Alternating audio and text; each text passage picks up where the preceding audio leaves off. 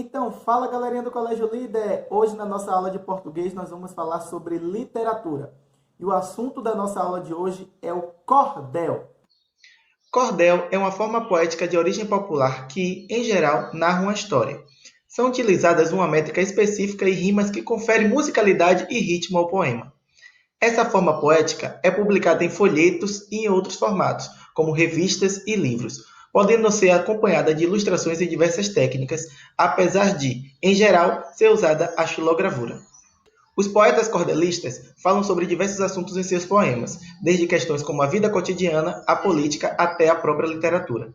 Os cordéis recontam tanto histórias populares como clássicos da literatura brasileira e mundial.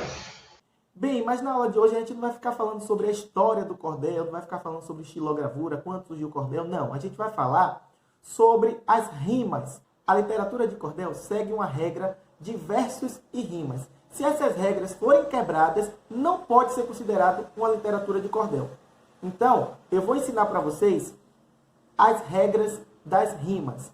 Como assim, tio Hugo? Vou explicar para vocês. O cordel ele pode ser escrito em forma de sextilha, setilha e décima.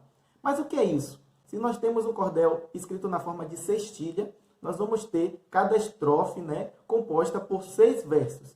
E esses versos têm que ter uma regra com relação às rimas. Obrigatoriamente, se é uma sextilha, o segundo, o quarto e o sexto versos devem rimar entre si.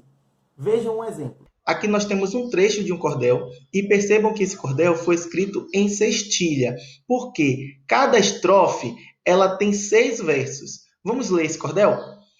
Um dia eu estava liso, sem nada que almoçar, quando a mulher num doutor mandou a mim convidar, para cantar um pouquinho, para ela apreciar. Ora, com esse recado, fiquei bastante animado. Fui numa venda vizinha, comprei almoço fiado e mais tarde caminhei para acudir o chamado. Então, gente, lembram o que eu falei? Se o cordel ele foi escrito em sextilha, o segundo, o quarto e o sexto verso devem rimar entre si. Percebam ali, ó. Sem nada que almoçar, mandou a mim convidar para ela apreciar. Todas essas 3 terminações, dos versos terminam em AR, então estão rimando. Na segunda estrofe, nós temos também o segundo, o quarto e o sexto verso rimando. Fiquei bastante animado, comprei almoço fiado, para acudir o chamado. Tudo terminando em ado. Estão vendo? Estão rimando. Então, repetindo, se o cordel foi escrito em sextilha, o segundo, o quarto e o sexto verso devem rimar entre si. Eu disse para vocês que os cordéis também podem ser escritos em setilha, que significa que cada estrofe vão ter 7 versos.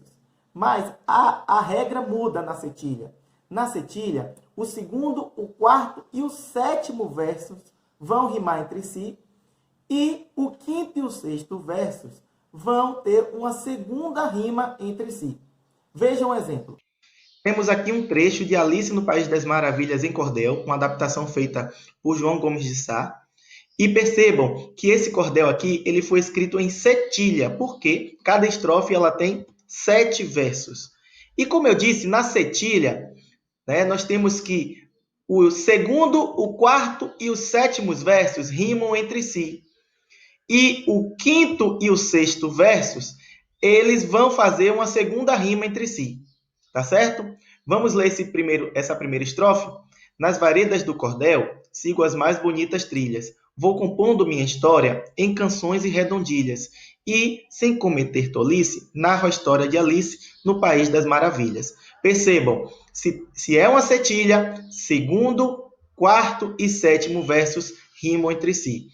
Sigo as mais bonitas trilhas em canções e redondilhas no País das Maravilhas. Tudo terminando em ilhas, tá certo? E o quinto e o sexto versos também devem rimar, e, sem cometer tolice, narro a história de Alice. Estão terminados em ice. No segundo, em todas as estrofes vão ser assim, gente. Percebam, eu trouxe outra estrofe aqui, desse mesmo cordel. Percebam que o segundo, o quarto e os sétimos versos, eles vão rimar entre si, e o quinto e o sexto também. Vamos ler essa segunda estrofe? Transporto com muito gosto para o cordel brasileiro, história de encantamento, famosa no mundo inteiro. Mas Lewis Carroll é o autor, pois foi ele, meu leitor, quem a redigiu primeiro. Então percebam, segundo, quarto e sétimos rimando para o cordel brasileiro, famosa no mundo inteiro, quem a redigiu primeiro. Tudo terminando em eiro. E o quinto e o sexto versos também rimam, mas Lewis Carroll é o autor, pois foi ele meu leitor. Estão vendo? Então, percebam aí, se essas regras forem quebradas, não podem ser consideradas um cordel. Nós já vimos um exemplo de cordéis escritos em sextilhas e setilhas, mas nós também podemos ter cordéis escritos com estrofes de 10 versos, que são as chamadas décimas. Essa estrofe de 10 versos é mais utilizada pelos cantores repentistas. Eles utilizam bastante a décima. Bom, gente, a aula de literatura hoje está chegando ao fim e espero que vocês tenham aprendido as regras de versos e rimas de um cordel. A gente se vê nas próximas videoaulas. Tchau, tchau.